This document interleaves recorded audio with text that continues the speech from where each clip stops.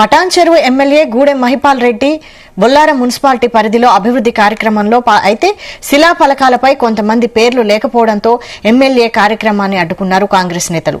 MLA protocol పాటించడం లేదని కొంతమంది నేతలు ఆందోళన వ్యక్తం చేశారు. MLA go back, MLA down down అంటూ నినాదాలు చేశారు. ఎమ్మెల్యే కార్యక్రమాన్ని బాయ్కాట్ చేసి కొంతమంది నేతలు వెళ్లిపోయారు. బొల్లారం కాంగ్రెస్ లో మొదటి నుండి వర్గపోరు నడుస్తోంది. ఈ నేపథ్యంలోనే ఎమ్మెల్యే కార్యక్రమాన్ని అడ్డుకున్న ఎమ్మెల్యే వ్యతిరేక వర్గం. జై కాంగ్రెస్ జై కాంగ్రెస్ మేడం ఎట్లా చేస్తున్నారు మేడం ఇది ముమ్మాటికి తప్పు ఇది ముమ్మాటికి తప్పు మేడం మేడం ఇది ముమ్మాటికి తప్పు మేడం ఇది ముమ్మాటికి తప్పు సార్ సార్ సార్ ఆర్టికల్ 20 జై కాంగ్రెస్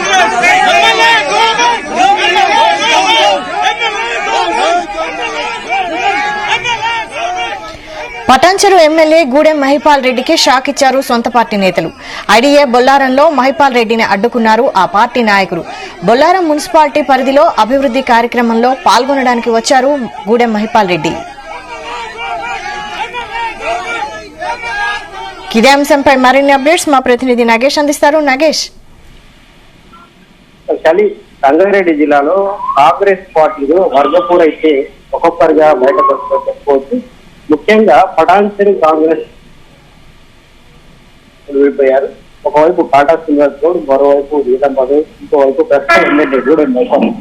వీరి ముగ్గురు మూడు వర్గాలుగా ఉండడంతో అక్కడ మూడు ముక్కలాట్లా ఉంది కాంగ్రెస్ పరిస్థితి.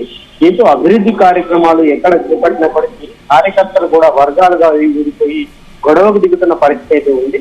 ఈరోజు పటాన్ చెరువు నియోజకవర్గంలోని బొల్లారం పరిధిలో ఏవైతే అభివృద్ధి కార్యక్రమాలకు పాల్గొనడానికి వెళ్ళాడా ప్రస్తుత ఎమ్మెల్యే మహిపాల్ రెడ్డి, ఆయనైతే స్థానిక కాంగ్రెస్ నాయకులు అయితే అడ్డుకున్న పరిస్థితి ఉంది.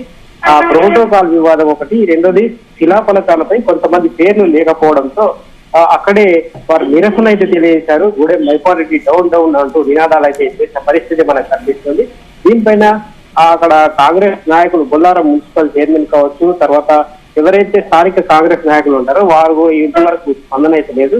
మహిపాల్ రెడ్డికి ఇది కొంత షాక్ గానే చెప్పుకోవచ్చు. గతంలో పటాన్ చెరువు నియోజకవర్గంలో బీఆర్ఎస్ ఉన్నప్పుడు మహిపాల్ రెడ్డి మాటకు ఎదురు తిరిగే నాయకుడు అయితే లేని పరిస్థితి ఉండేది.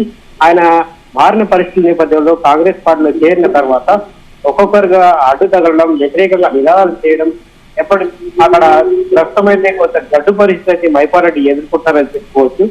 ముఖ్యంగా అభివృద్ధి కార్యక్రమాల్లో పాల్గొనే పరిస్థితి కూడా మహిపాల్ రెడ్డికి లేని సిచ్యువేషన్ అయితే ప్రస్తుతం ఉంది. గతంలో ఏదైనా అభివృద్ధి కార్యక్రమం చేయాలంటే భారీ హంగు హార్బాటాలతో చేసిన మహిపాల్ రెడ్డి ఇప్పుడు మొక్కుబడిగా నామమాత్రంగా ఆయా కార్యక్రమాల్లో పాల్గొనాల్సిన పరిస్థితి ఉందని మనకు తెలుస్తుంది. స్థానికంగా ఉన్న వ్యతిరేకత కావచ్చు, ఆయన బీఆర్ఎస్ నుంచి కాంగ్రెస్ పార్టీలోకి వచ్చిన తర్వాత ఇక్కడ క్యాడర్ ఆయన అస్తిత్వాన్ని నిలదొక్కుకోలేకపోవడం కూడా ఒక కారణంగా చెప్పుకోవచ్చు. బీఆర్ఎస్ లో ఉన్నప్పుడు కాంగ్రెస్ క్యాడర్లు కానీ తర్వాత నాయకులు కానీ ఆయన లెక్క చేయకపోవడం, ప్రస్తుతం కాంగ్రెస్ లో ఉన్న నాయకులు ఆయన వ్యతిరేకించడం అనేది కూడా కొంత కారణంగా చెప్పుకోవచ్చు. ముఖ్యంగా కాటా శ్రీనివాస్ గౌడ్ వర్గం అయితే తీవ్రంగా వ్యతిరేకిస్తుంది మహిపాల్ రెడ్డిని. ఆయన కాంగ్రెస్ పార్టీలో చేరినప్పటికీ ఆయన్ను ఎవరు ఈ ప్రత్యేకంగా కలవడం, తర్వాత ఎమ్మెల్యేగా గుర్తించకపోవడం అనేది మనం తరచుగా చూస్తున్న పరిస్థితి ఉంది. దీంతోనే ఆ పటాన్ చెరువు కాంగ్రెస్ లో మూడు ముక్కలాటగా ఉంది వర్గపురం.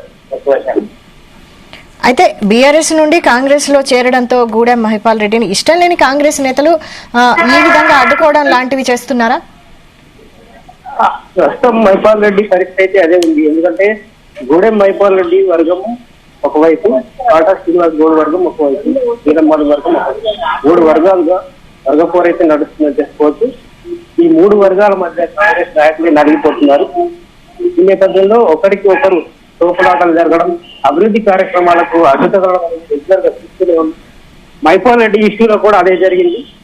రెగ్యులర్ గా అభివృద్ధి కార్యక్రమాలను అడ్డుకోవడం, ఎవరైతే ఎమ్మెల్యే ఉన్నాడో ఆ ఎమ్మెల్యేకి కూడా ప్రోటోకాల్ పాటించకపోవడం అనేది రెగ్యులర్ గా జరుగుతున్న సంతగా చెప్పుకోవచ్చు.